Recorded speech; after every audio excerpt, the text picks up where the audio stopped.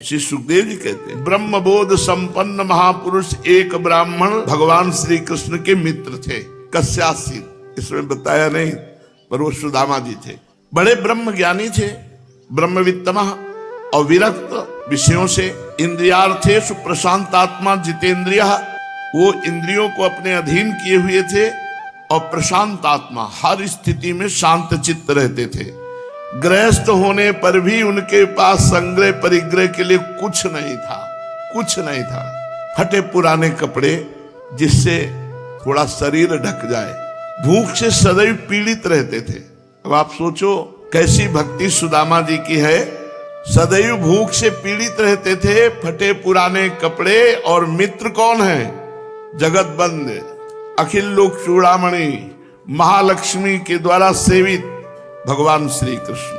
सुदामा जी ब्रह्मलीन महापुरुष है, जीते जी जीवन मुक्त महापुरुष है। ब्रह्मलीन मतलब ब्रह्म में तन्मय।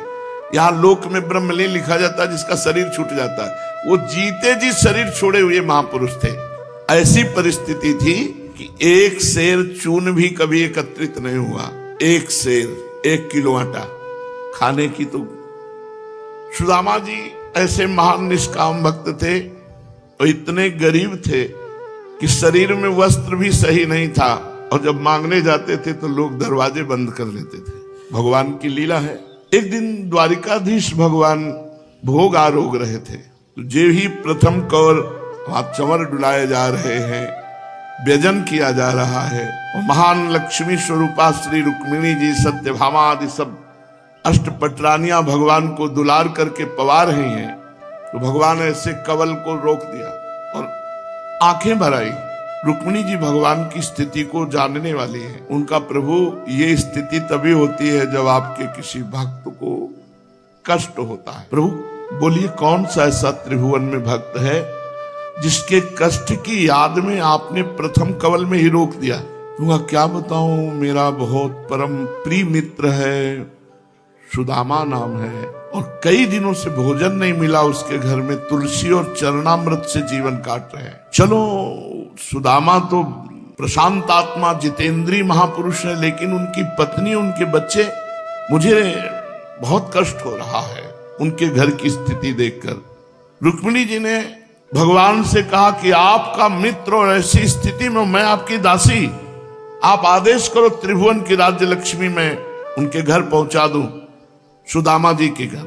भगवान ने कहा कि जब कोई मेरा भक्त अकिंचन चाह नहीं करता है अर्थ की, भोग की, वस्तुओं की, तो मैं अपनी तरफ से उसे नहीं देता हूं। तो रुक्मिणी जी ने कहा चाह पैदा करो, आप जाओ और चाह पैदा करो।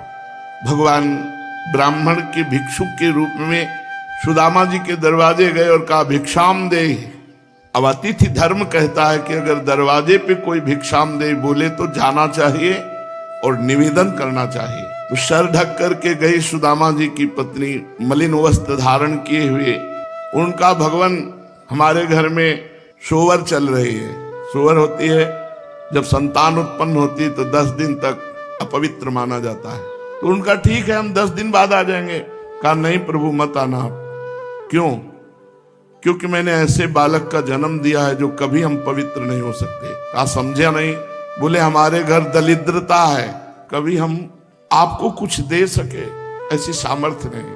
बोले क्यों मजाक करती हो आप? हमने सुना है तुम्हारे पति के मित्र द्वारिकाधीश है। हाँ, वो भी कभी कभी भाव में बैठकर बता दिया करते थे ये हमारे मित्र द्वारिकाधीश श्री कृष्ण है। सुना तो हमने भी है। तो एक बात प्रार्थना करो ना कि अपने मित्र के पास जाएं। स्वयं भगवान प्रेरणा कर रहे हैं भिक्षुक का रूप धारण करके उनकी पत्नी को। अगर वो चले गए तो ये दरिद्रता मिट जाएगी। एक बार अपने पति से कहो कि अपने मित्र श्री कृष्ण के दर्शन करने जाएं। भगवान कामना पैदा कर रहे हैं। सुदामा जी के हृदय में कामना नहीं पैदा कर सकते, उनकी पत्नी के हृदय में कामना प्रकट की। जो वासना रहित निष्काम भजन करने वाले महापुरुष हैं, उनके हृदय में मोक्ष की भी कामना नहीं होती, भोग की तो बात जाने दो। अर्थ न धर्म न काम रुचि, गति न चहो निर्वाण, जन्म जन्म रति राम पद यह वरदान नान। जिसके हृदय में भगवत चरणारविंद का थोड़ा भी प्रेम उदय हो जाता है, तो न पारमेष्ठ्यम न महेन्द्रधिष्ण्यम न सार्वभौमम न रसाधिपत्यम न योग सिद्धिर पुनर्भवम वा मय्यर्पितात्मेच्छति मद विनान्यत्। मेरे बिना वो ब्रह्मा का पद भी नहीं चाहते, सम्राट पद नहीं चाहते, इंद्र का पद नहीं चाहते, योग की सिद्धियां नहीं चाहते, मोक्ष नहीं चाहते।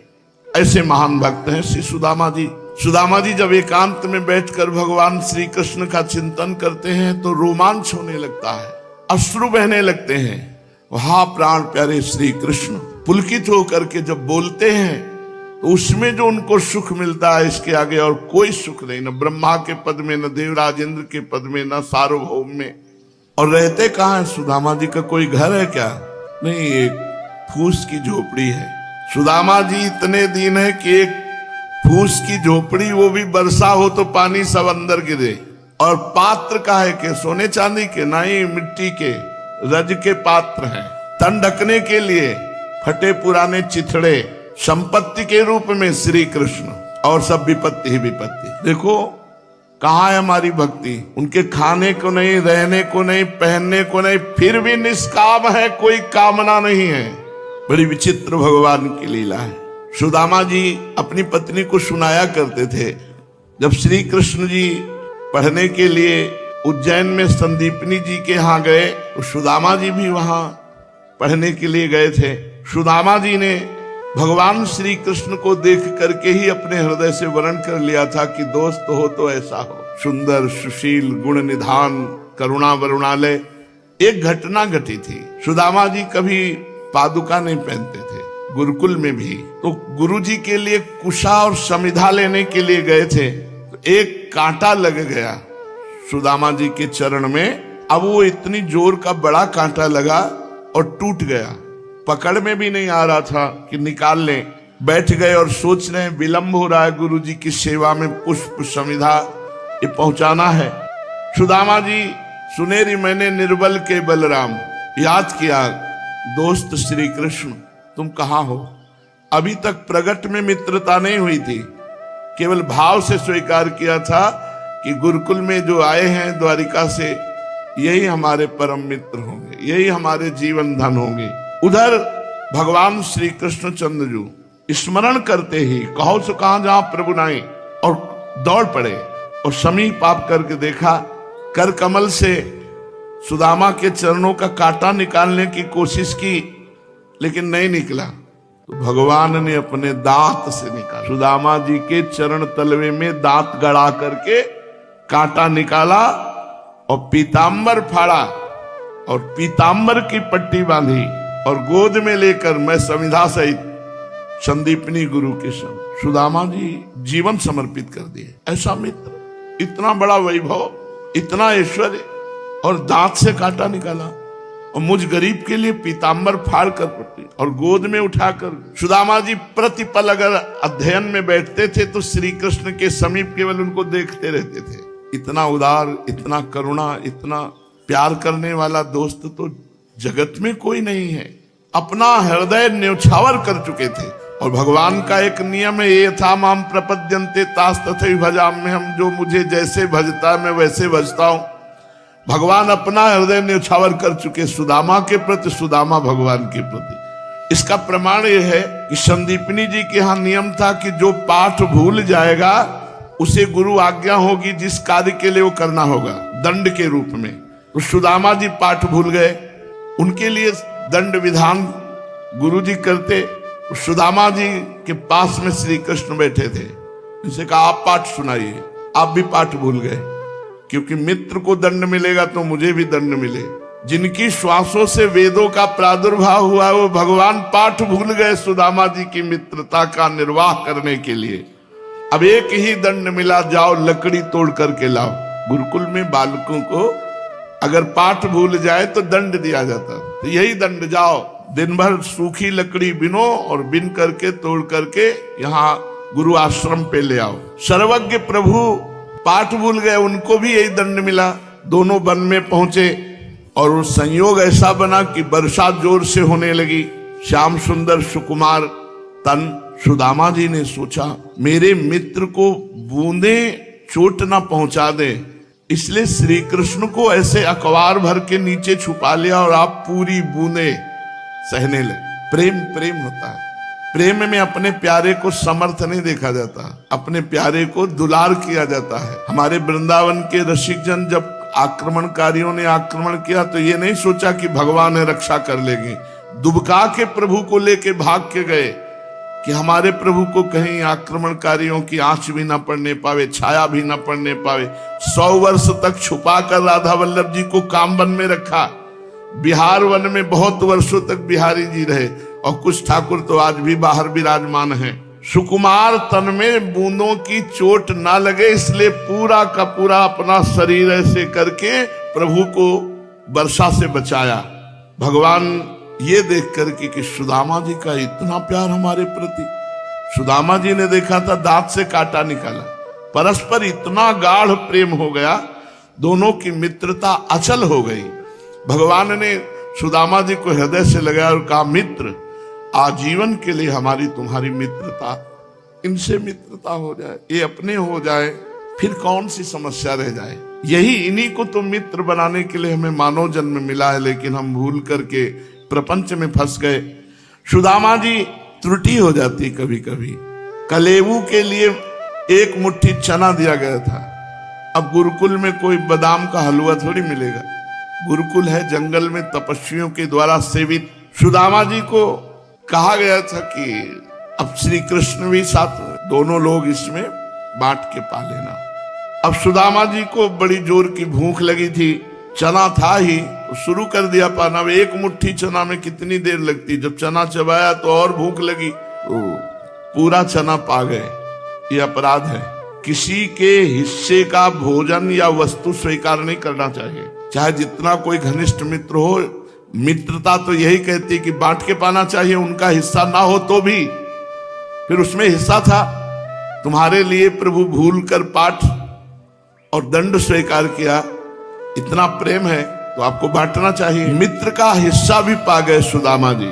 भगवान ने पूछा, ये अभी कर कर आवाज आ रही थी, ये क्या थी? थोड़ा ठंडी लग रही थी, दांत कटकटा रहे थे। भगवान ने कहा मित्र ये तुम्हारे दांत बज रहे थे? बोले हाँ। बोले लाओ हमारा हिस्सा चना लाओ, हमको भी तो भूख लगी है। सकुचा करके कहा कि भैया ये पापिनी भूख जो है बड़ी विचित्र है, ये तुम्हारे हिस्से के भी चने हमको खवा दिए। कहा भाई ये तो दरिद्रता का लक्षण है, अपने मित्र के भाग को ना दे करके स्वयं पा जाना, ये तो दरिद्रता का लक्षण है।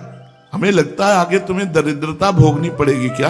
विनोद में भगवान ने कहा, भगवान के शब्द विनोद में भी परम सत्य होते हैं। सुदामा जी ने कहा भैया मेरे में ज्ञान नहीं रह गया था, इतनी भूख लगी कि मैं सब पा गया तुम्हारे हिस्से के। बुभुक्षिता किम न करोति पापम, पर मेरा ऐसा कोई उद्देश्य नहीं था। और आपने कहा कि दरिद्रता अवश्य प्राप्त होगी, ऐसे लक्षण है, तो भैया एक बात मांगू, मैं चाहे जितनी दरिद्रता को प्राप्त हूं पर तेरा स्मरण कभी न छूटे, बस इतनी तू कृपा कर दे। सुदामा जी ने चाहे जितनी दरिद्रता आवे पर हे प्रभु आपका स्मरण न छूटे। भगवान ने तथास्तु कहा। तो सुदामा जी की पत्नी वही याद दिला रही। जब सुदामा जी भिक्षा मांग करके आए और कुछ नहीं तो चरणामृत और तुलसी का भोग लगता, चरणामृत ले लेते और तुलसी का प्रसाद ले लेते।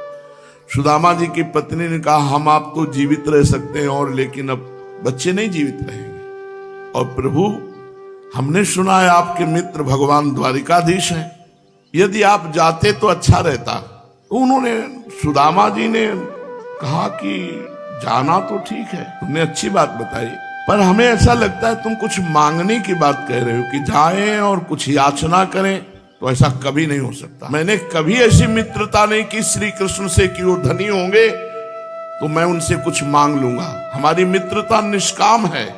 नहीं, आप मांगने मत जाइए, लेकिन एक बार दर्शन के लिए तो चले जाइए। हाँ, दर्शन की बात तो तुम्हारी मानते हैं कि बहुत दिन हो गए अपने मित्र के दर्शन नहीं किए। दर्शन की तो बात ठीक है, लेकिन कोई कामना मत करना। नहीं, आप दर्शन करने जाएंगे, वो दे दें जो वो ले आना, आप मांगना नहीं, पर वो दे दें तो मना मत करना, आप चले जाइए। सुदामा जी ने कहा मित्रताई में कलंक है यदि अपने मित्र से लेने की कोई भावना की जाए। बोले ओ मुस्काई नारी बावरी कहाँ धोआई, मीतन पे मांगे सो कपूतन को राव है, गिरी हूं ते भारे ऐसे दारिद हमारे भाग, दई फटकारे तिन्हें कहो कहाँ ठाव है। अरे प्रिय अर्धांगिनी, तू बावरी हो गई है, अपने दोस्त से मैं द्वारिका मांगने जाऊं? नहीं, अरे मेरे दरिद्र ऐसे है पहाड़ जैसे, मुझ जैसे दरिद्र को फटकार और तिरस्कार के सिवा कहीं कुछ नहीं मिलता। तू समझती मैं द्वारिका जाऊंगा वो कुछ दे देंगे और तुम्हें लाके दे दूंगा? मेरे भाग्य ऐसे हैं, मैं ऐसा दरिद्र हूं कि जहां भी जाता हूं तिरस्कार फटकार, इसके सिवा और कुछ नहीं मिलता। मेरे खाने के लिए आपदा है, विपत्ति, रोटी नहीं है। मेरे स्वागत के लिए फटकार और तिरस्कार है, सम्मान नहीं है। अभी तू जानती नहीं है, जब गरीब मित्र होता धनी के पास जाता है तो धनी के रंग बदल जाते हैं, लेकिन वो हमारे मित्र ऐसे नहीं है। फिर भी मैं मांगने के उद्देश्य से तो जा ही नहीं सकता। कहाँ वो ब्रजराज द्वारिकाधीश और कहाँ हमारे कई परत लगा करके तो अंगों को ढके ऐसी फटी धोती है। नहीं, आप दर्शन के लिए चले जाइए ना, दर्शन के लिए। फिर भी मित्र के पास जाए तो, गुरु के पास जाए तो, बेटी के पास जाए तो कुछ हाथ में होना चाहिए। मेरे पास क्या है? मैं द्वारिकाधीश मित्र को क्या ले जाऊं? दोस्ती के नाते क्या ले जाऊं? वो पूछेंगे क्या लाए हो, तो मैं क्या ले जाऊंगा? सुदामा जी की पत्नी ने कहा प्रयास करती हैं, आप जाने की तो सोचिए। सुदामा जी ने कहा कि रूप दर्शन की लालसा तो मेरे हृदय में जागृत हो गई है, अपने प्रिय मित्र की रूप दर्शन। मैं तुम्हें धन्यवाद देता हूं सुशीला। सुदामा जी की पत्नी का नाम सुशीला था। तुमने श्री कृष्ण रूप दर्शन की प्रेरणा की, इसके लिए धन्यवाद देता हूं। लेकिन प्यारे से कुछ मांगना यह संभव है, और मैं अपने प्यारे का स्वभाव जानता हूं, बिना मांगे वो कुछ देता भी नहीं अपने जनों को सांसारिक वस्तुएं। इसलिए आशा तो करना मत तुम। दिया सुनी कहे कृष्ण रूप क्यों न चाहे, जाए दाहे दुख आप ही सो बचन सुनाए है। आई सुध प्यारे की बिचारे मति तारे, सब धारे पग मग झूम द्वारावती आए हैं।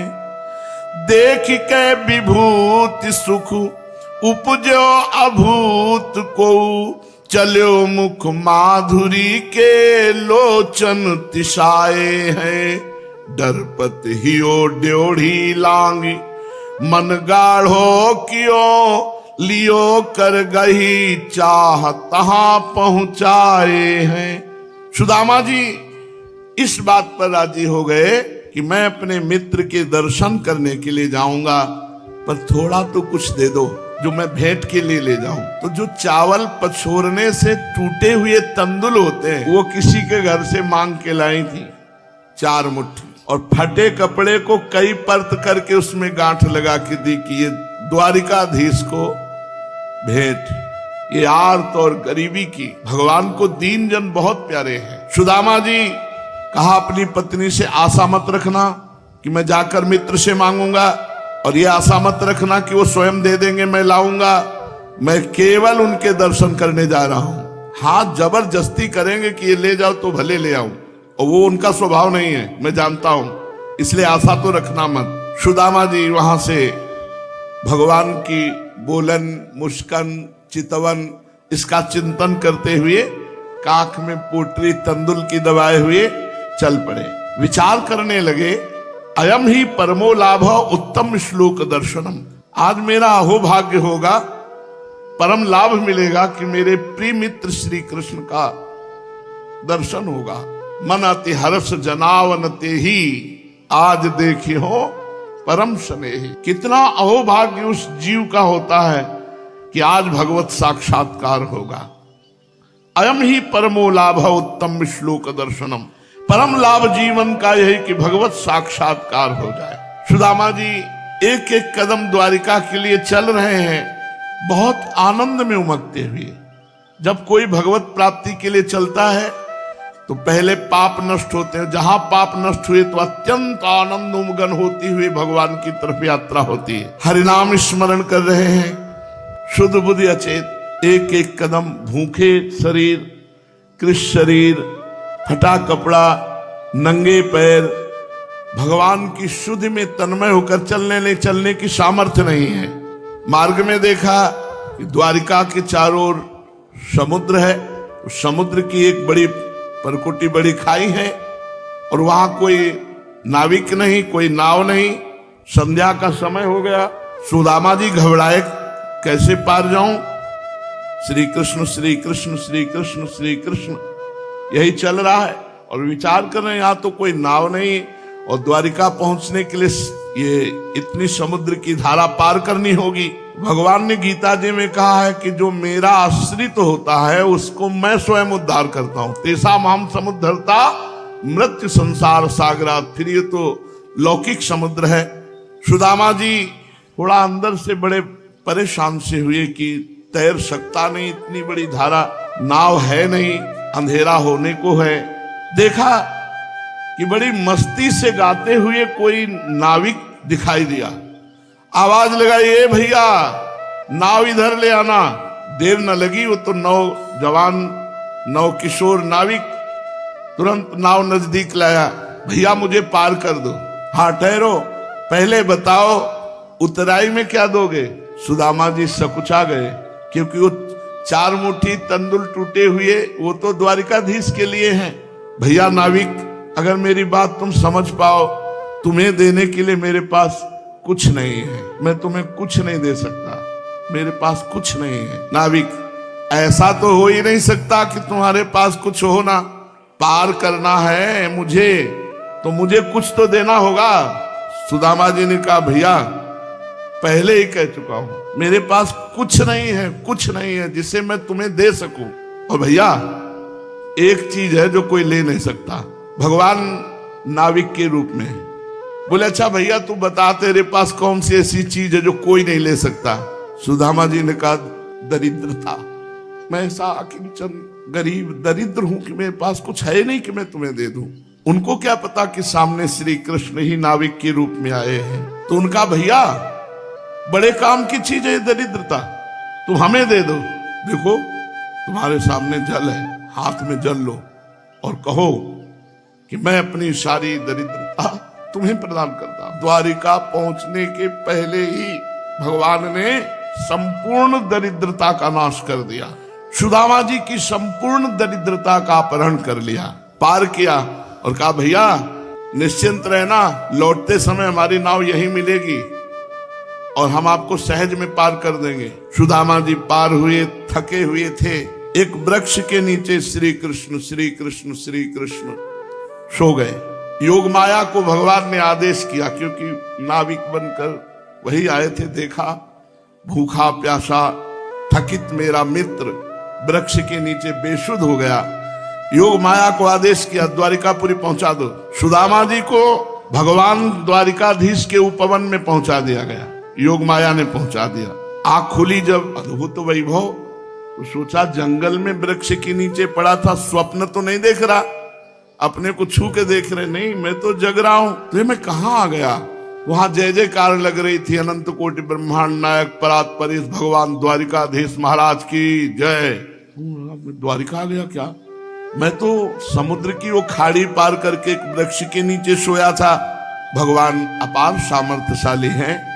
हमें लगता है कि हमारे मित्र द्वारिकाधीश ने ही ये लीला रची और मुझे द्वारिका पहुंचाया, इसमें कोई आश्चर्य की बात नहीं है। खड़े हुए, फटी सी धोती अपनी संभाली, केवल धोती पहने हुए थे, कुर्ता भी नहीं था, पाग भी नहीं थी, पादुका भी नहीं था, एक छड़ी और फटी धोती और काख में तंदुल की पोटली।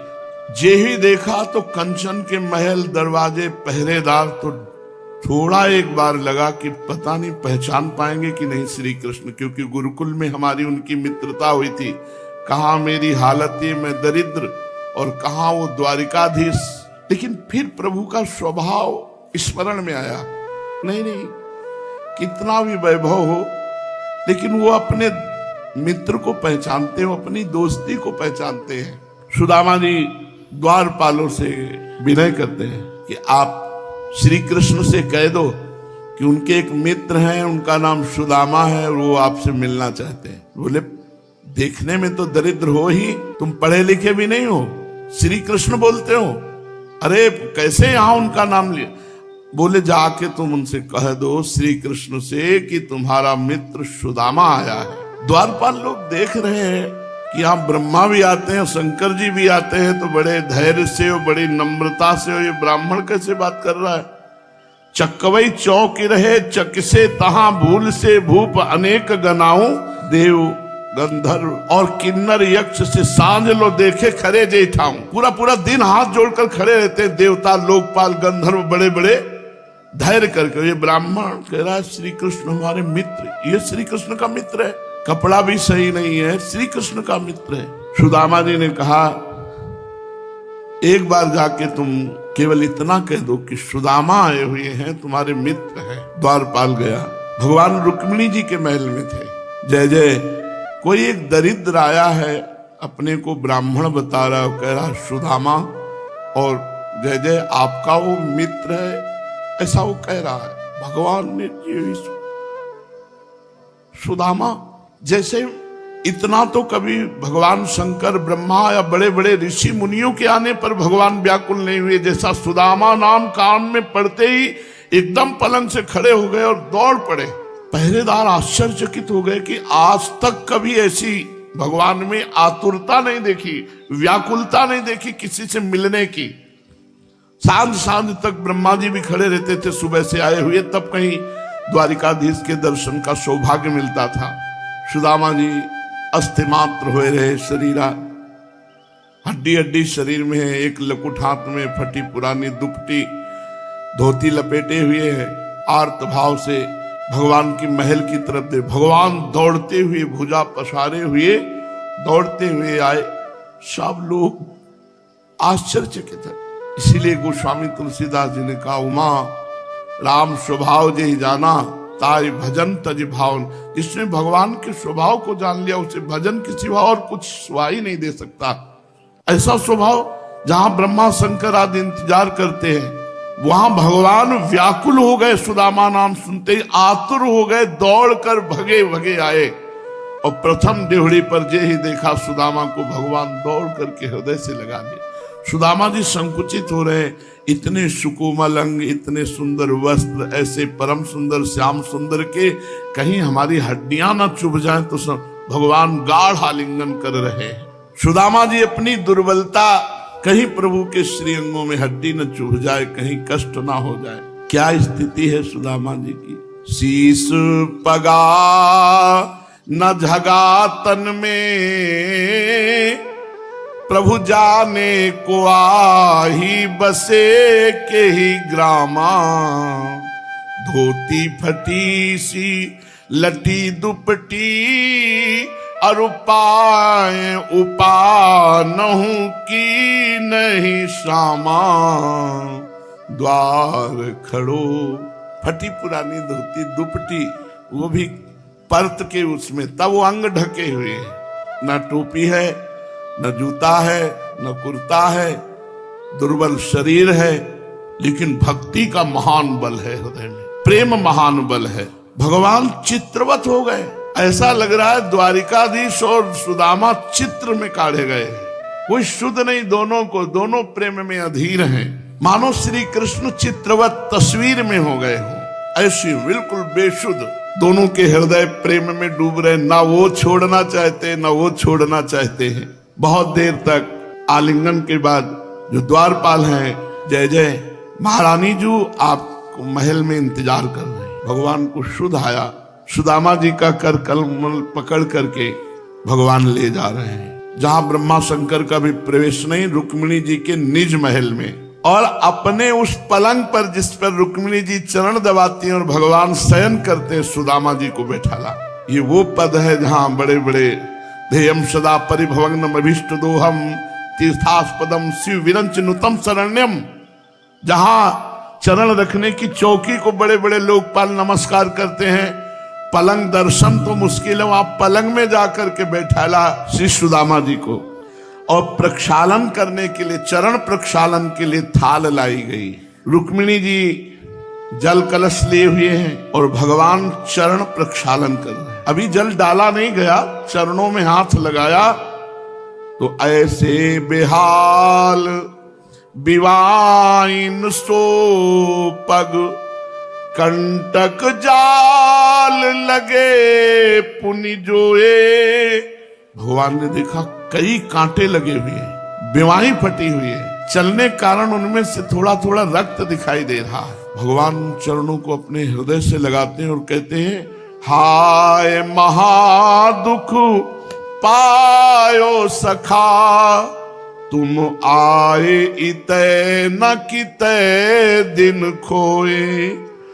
देखी सुदामा की दीन दशा, करुणा निधि करुणा करी के रोई। पानी परात न हाथ छुयो, नैनन के जल सो पग धोए। भगवान उन चरणों के कांटे निकाल, उन चरणों की बीमारियों को, और इतने अश्रु प्रवाहित हुए कि सर्वप्रथम सुदामा जी के भगवान ने चरण आंसुओं से धोए। पानी पदार्थ को हाथ छुए नहीं, नैनन के जल सो पग धोए। सुदामा जी देख रहे, मुझ गरीब अकिंचन दरिद्र को अगर इतना प्यार कोई दे सकता है तो सिर्फ श्री कृष्ण। दूसरा, संसार में ऐसा कौन मित्र हो सकता है जो इतना बड़ा हो और ऐसे अकिंचन गरीब को इतना प्यार दे? ये तो केवल मेरे श्री कृष्ण ही ऐसा कर सकते हैं। सुदामा जी भगवान की उदारता देख रहे हैं। फिर रुक्मिणी जी कलश से जल डाले, भगवान सुदामा जी के चरण पखार कर चरणोदक अपने सिर पर रखते हैं। जिनका चरणोदक स्वयं भगवान शंकर सिर पर रखते हैं, वो भगवान चरणोदक सुदामा जी का अपने सिर पर रखते हैं। फिर विनोद होने लगा। जब रुक्मिणी जी ने जलाभिषेक के लिए कलश, फिर सत्यभामा जी, फिर जाम्बवती जी, कालिंदी जी, मित्रविंध्या जी, सुदामा जी के ऊपर कलश के ऊपर, भैया तो उनका अभी तो शुरुआत हुई है, अभी तो शुरुआत। सुदामा जी ने कहा 2 4 6 8 10 तो कलश ही कलश आ रहे। तो कहा भैया कितनी संख्या तक चलोगे आप? तो कहा 16,108। बोले एक एक बूंद डलवा दो। वैसे खाना पीना तो कुछ है नहीं, ऊपर से कलशों 16,108 कलश तो सुदामा नहीं रह जाएंगे, इतना ठंडा जल। विनोद, हास्य विनोद करते हुए भगवान ने सुदामा जी का अर्घपाद्य आदि देकर अभिषेक किया। तदनंतर सब अपनी पटरानियों को बुलाकर प्रणाम करवाया, रानियों को बुलाकर प्रणाम करवाया। रुक्मिणी जी सुंदर पंखा झल रही, भगवान श्री कृष्ण हाथ पकड़ करके बैठ गए सुदामा का। बड़े बड़े मुनिजन जिनकी चरण पूजा करते हैं, वो भगवान सुदामा की पूजा करके हाथ पकड़ के बैठ गए। और गुरु आश्रम में, गुरुकुल में जो प्रीति, उसका वर्णन करते हैं, उसकी स्मृति, उसकी चर्चा करते हैं। सुदामा जी सोच रहे कि कहीं वो चना वाली चर्चा इनके बीच में न कर दें, तो बार बार घुमा देते हैं, हाँ हाँ ठीक है। और द्वारिका में सब आनंद है, वो द्वारिका की चर्चा लाना चाहते सुदामा जी। भगवान अपने गुरुकुल की चर्चा करते तो कह रहे इतनी पूजा क्यों, कहीं अपमान न करवा दे कि भाई हमारे हिस्से के भी चना खा गए थे। पढ़ाई लिखाई की चर्चा को बार बार सुदामा जी घुमा रहे थे। तो भगवान ने कहा तो विवाह भी तुम्हारा हुआ है? बोले हाँ हुआ है। भगवान ने कहा विवाह में बुलाया नहीं? तो बोले ऐसा जोरदार निमंत्रण लायक विवाह ही नहीं था कि किसी को बुलाए।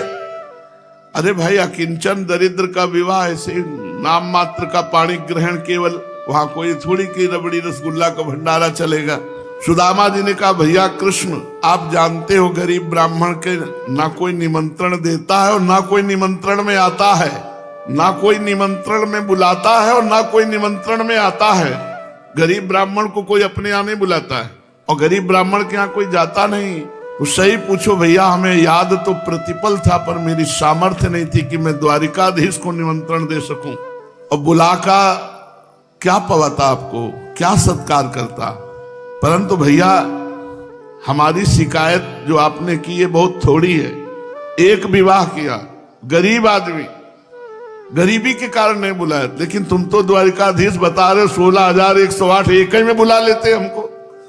तुमने भी तो हमें नहीं बुलाया, एक में बुला लेते।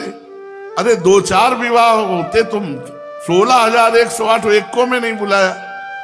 बड़ी हास्य विनोद मित्रवत हुआ।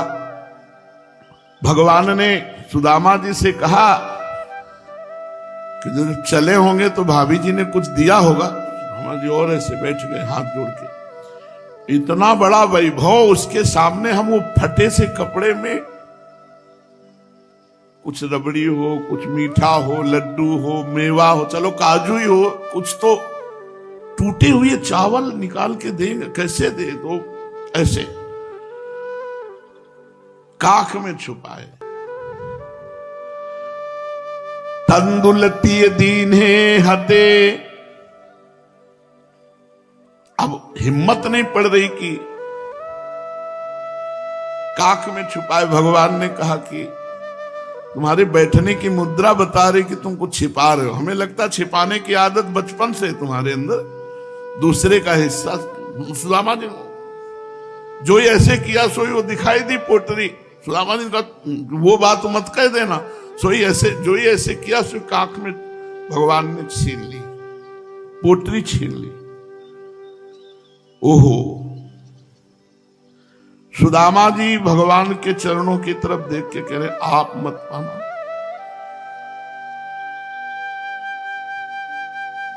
लेकिन इनका स्वभाव ऐसा है, ये है ही ऐसे। सबरी जी के बेर, बेर कोई अंगूर है क्या?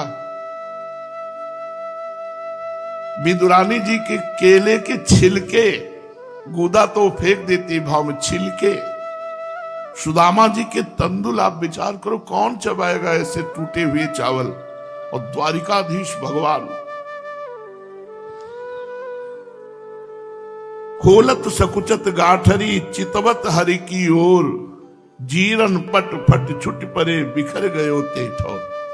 भगवान वो पोटरी निकाली, गांठ क्या खोले, सड़ा कपड़ा फट गया, पूरे गिर गए भूमि पे वो तंदुल।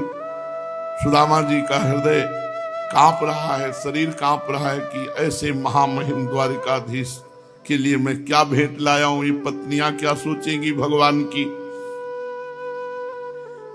भगवान ने कहा ओहो, ऐसा अमृत एक मुट्ठी हरि भरी लई, लीनी मुख में डारी, चबाव करन लगे चतुरानन त्रिपुरारी।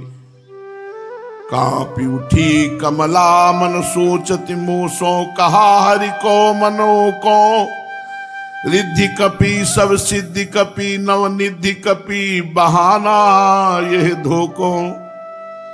सोच भयो सुर नायक को, जब दूसरी बार लियो भरी झोंको। मेरु डर्यो बकसे जनि मोही, कुबेर चबावत चाउर चौको। भगवान ने एक मुट्ठी भरी, एक लोक की संपत्ति, त्रिभुवन 3 लोकों में एक लोक की संपत्ति सुदामा को। जब दूसरी मुट्ठी भरी, बड़े बड़े लोकपाल कुबेराद घबरा गए। खायो अनेकन जागन भागन, मेवा रमा कर वागन दीठे। देव समाज के साधु समाज के लेत निवेदन नाही उबीठे। बड़े बड़े भोग लगते, कभी बड़ाई करते नहीं पाए गए। सुदामा के तंदुल चबाते हुए आहा मित्र, आज मैं तृप्त हो गया। कैसे बतावे इनके स्वभाव।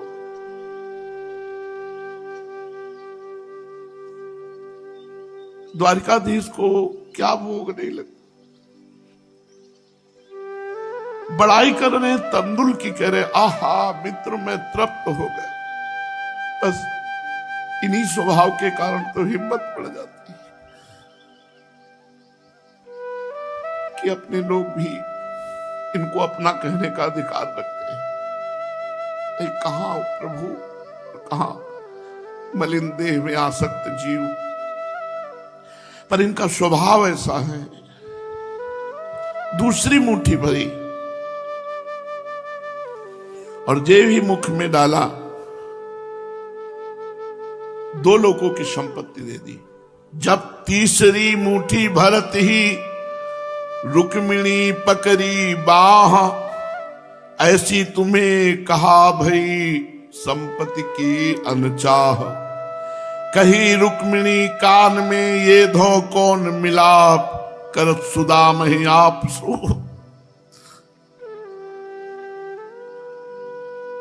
हो तो सुदाम ही आप, ये क्या कान में रुक्मिणी जी ने कहा आपको होश है? त्रिभुवन पति कहलाते हो, 2 लोग की संपत्ति दे दी, तीसरी मुट्ठी पाली तो तुम सुदामा हो जाओगे, वो द्वारिकाधीश। थोड़ा तो सोचो, मैं आपके आश्रय के सिवा और कहीं नहीं रह सकती। हाथ गयो प्रभु को कमला, कह नाथ कहा तुमने चितधारी। तंदुल खाए मुट्ठी दुई दीन कियो तुमने, दोई लोक बिहारी। खाई मुट्ठी तीसरी अब नाथ, कहा निज बास की आस बिचारी। रंग कहीं आप समान कियो तुम, चाहत आप ही होन भिखारी। प्रभु ने कहा तुम मुझे रस में क्यों नहीं डूबने दे रही? सुदामा के एक एक तंदुल में जो रस है, आज तक मैंने किसी भोग में वो रस नहीं पाया। क्यों रस में विषबाम कियो, अब और न खान दियो एक फंका। विप्रहि देत तृतीयक लोक, करी तुम क्यों अपने मन शंका। भामिनी मोहि जिमाए भली विधि, कौन रहो जग में नर रंका। लोक कहें हरि मित्र दुखी, हम सो न सहो ये जात कलंका। सब खाकर के सर्वस्व देने की भावना, क्या खाकर? वो एक तंदुल।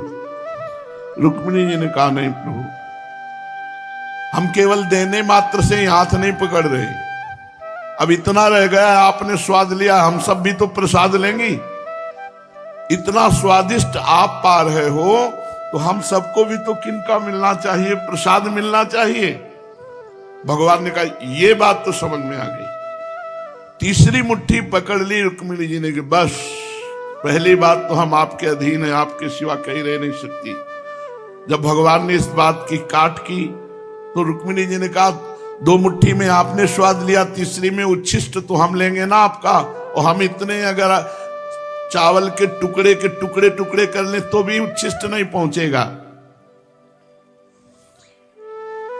भगवान शुद्ध में आए, प्रेम शुद्धि में। 7 दिन तक सुदामा जी का भरपूर भगवान आदर कर रहे हैं। सुदामापुरी में द्वारिकापुरी की रचना हो गई, जहां सुदामा जी रहते थे। 2 लोक का वैभव सुदामा जी को पता नहीं।